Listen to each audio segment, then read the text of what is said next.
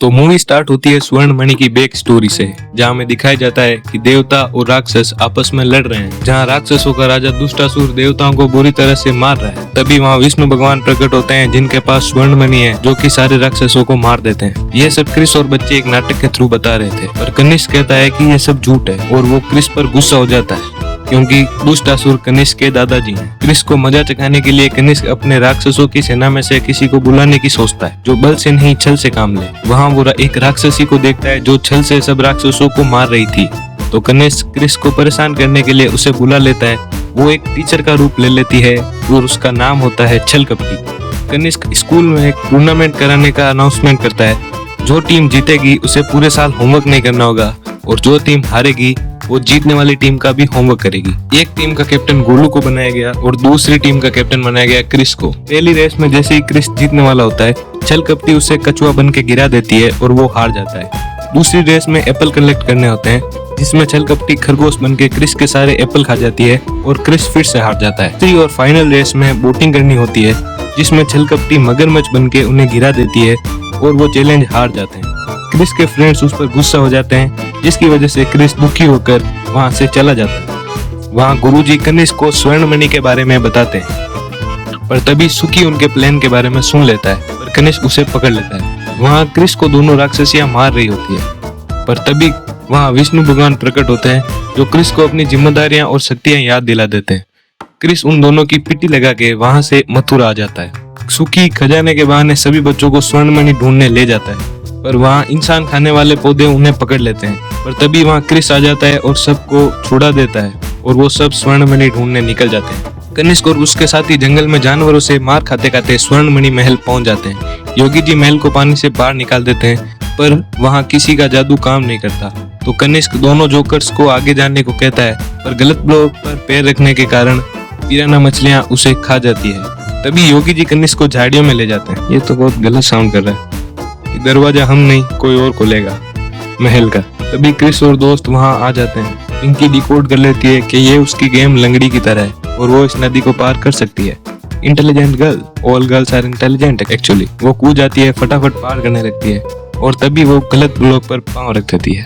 Sorry girls, मैंने कुछ नहीं किया, स्क्रिप्ट ही ऐसी है। क्या मतलब मेरे चैनल पर गर्ल व्यूअर्स ही नहीं है।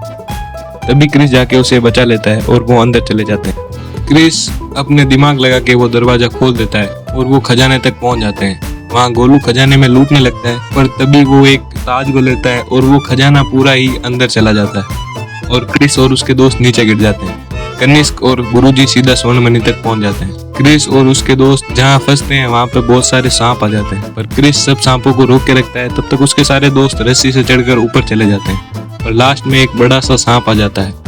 तभी क्रिस उसको रस्सी से बांध देता है और वो ऊपर चढ़ जाता है। क्रिस और उसके दोस्त एक हार्ड रास्ते पर आ गए थे, जहाँ पर उनको अलग अलग लेवल्स पार करके स्वर्ण मणि तक पहुंचना होता है। पहला लेवल होता है अनलॉक द लॉक, जहाँ पर वो उस गार्ड को ही मार देते हैं और उसको चाबी बनाकर उसके अंदर डाल देते हैं। नेक्स्ट लेवल में आती है जेली। वो सबको पकड़ के मार रही होती है, पर तभी उन सबको आइडिया आता है और वो जेली को खा जाते हैं और वो नेक्स्ट लेवल में पहुंच जाते हैं। नेक्स्ट लेवल में आता है पत्थर का हल्क, जो उनको बुरी तरह मार रहा होता है, पर तभी क्रिस उसके बेल्ट पे मार देता है और वो छोटा बन जाता है, जो कि एक गेट की चाबी ही था, और वो अगले राउंड में पहुंच जाते हैं।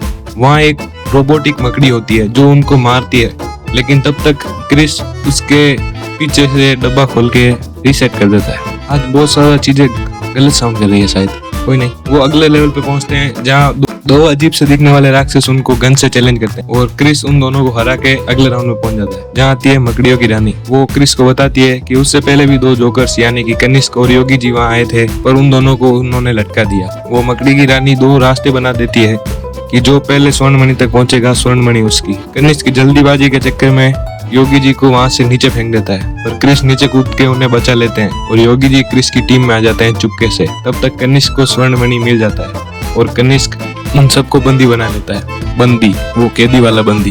तभी योगी जी वहां पर आ जाते हैं। योगी जी चुपके से कनिष्क को हथकड़ियों की चाबी दे देते हैं। कनिष्क अपने साथ उन लोगों को भी छुड़ा लेता है जो कि वहाँ पे स्वर्ण मणि की रक्षा कर रहे थे। वो सब कनिष्क से लड़ाई करते हैं। कनिष्क स्वर्ण मणि के कारण उनसे जीत ही रहा होता है। तभी क्रिस एक दिमाग लगाता है और वो ये जो राक्षसी है इसके मेकअप के कांच से स्वर्ण मणि की जादू रिफ्लेक्ट कर देता है और स्वर्ण मणि कनिष्क के हाथ से उछल जाती है। क्रिस स्वर्ण मणि के लिए लड़ ही रहे होते हैं। तभी योगी जी कनिष्क से स्वर्ण मणि छीन के क्रिस को दे देते हैं। क्रिस कनिष्क को मारने लगता है और उछाल के अंतरिक्ष में फेंक देता है।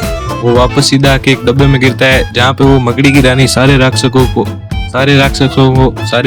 को वापस डब्बे में डाल के अपने साथ अपने घर ले जाती है। क्रिस सुखी और उसके दोस्त चॉकलेट्स खाते हैं, आइसक्रीम खाते हैं, कैंप में मजे करते हैं। और दूसरी तरफ मकड़ी की रानी कनिष्क से वहाँ का सारा काम करवाती है। मुझे तो सारी रोल नंबर 21 मूवीज बहुत बढ़िया लगती है। सबका एक्सप्लेनेशन आएगा, इसलिए सब्सक्राइब करके रखें। तब तक आप ये डोरेमोन वाली एक्सप्लेनेशन देख सकते हैं। स्पेशल मैसेज, वीडियोस बहुत इनकंसिस्टेंट आ रहे हैं क्योंकि घर वालों से छुपा के बना रहा हूँ, इसलिए फटाफट वीडियो को लाइक करो ताकि ज्यादा व्यूज आए और मैं उनके सामने भी वीडियोस बना सकूं और जल्दी वीडियो अपलोड कर सकूं। Thank you.